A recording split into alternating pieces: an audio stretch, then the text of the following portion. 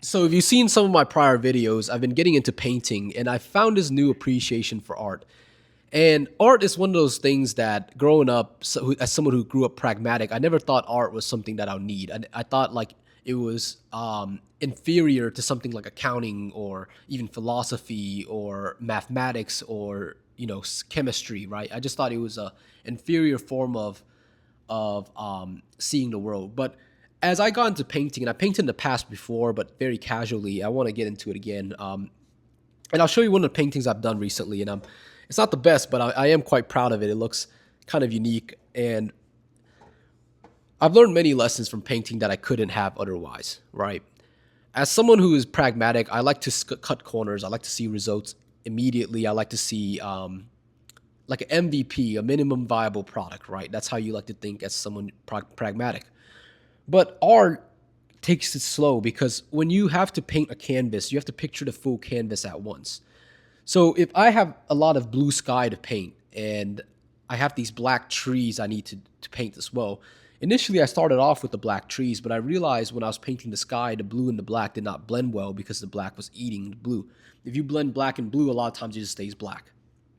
And what I've realized was that I need to see the bigger picture, right? You need to paint one layer first, and then paint the layers that are closer to the view almost later.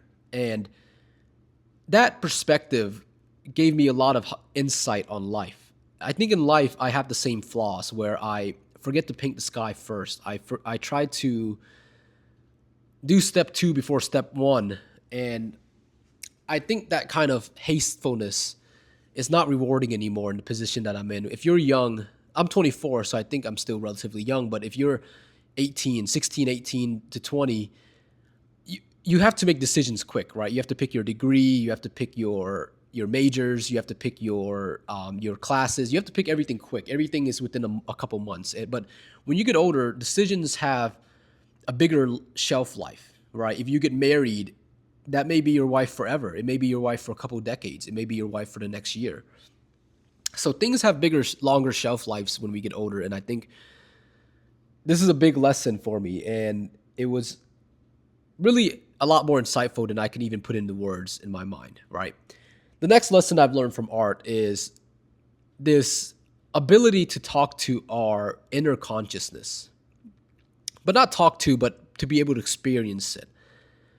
When we use words, it's very easy to use our imagination and words to describe something. If I were to tell you I'm thinking about someone that looks like Leonardo DiCaprio, you can probably imagine what Leonardo DiCaprio looks like.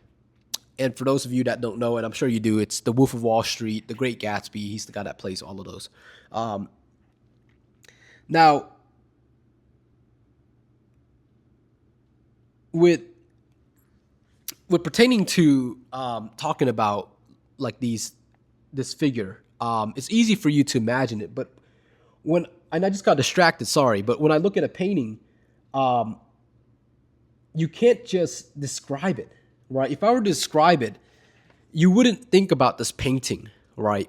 But if I were to describe Leonardo DiCaprio, it's very easy for you to picture him in your mind. But all of a sudden, if I asked you to draw him, even if you're an artistic person, if I asked you to draw or paint him, it would be a lot harder. And if you were to try, you would realize that we really don't have that great of a connection with our inner consciousness, our inner mind to our body. Because why can we imagine Leonardo DiCaprio's face, but we can't draw him? It's such a odd thing. So as I'm improving and as I'm looking at dimensions and perspective, and I'm working on that on my painting, it makes me realize that I'm forming a better connection with my inner consciousness. And this rewards you as well. I promise you. And actually, I saw it immediately. I've been painting these. I've only painted a few things, but I'm realizing how much more aware I am and the capabilities of my mind to body connection. Right. I feel more aware of the projections and I guess like simulations my mind makes and how realistic they are. I can realistically feel how well I can translate things that are in my mind, right? And this is a connection that you gain from art. If you're sculpting, my friend's actually getting into clay. He's making like clay I guess like form of pottery but clay. Um, and it's gonna do the same thing. It makes you think. It makes you find artistic ways to fix the problems you may have or create something that is on your mind.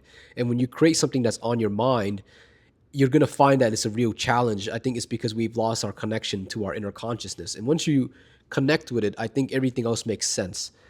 The reason why you feel anxious, all of those things start to make sense when you make a bit better connection with your inner consciousness.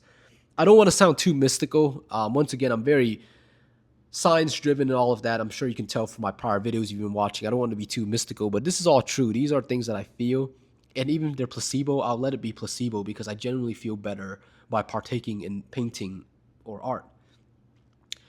But that's all I got to say for now. Thank you guys again. Hopefully this art journey has sticks around and I enjoy it for the time to come because I truly do enjoy it right now, and I think it's benefiting me in terms of ways that it's hard for me to even describe. But stay tuned, guys. I'm gonna post a video a day for the next year. We still got over 300 videos to come for that challenge. So if you're interested in these kind of videos, please subscribe. I'd love to see you again. Thank you.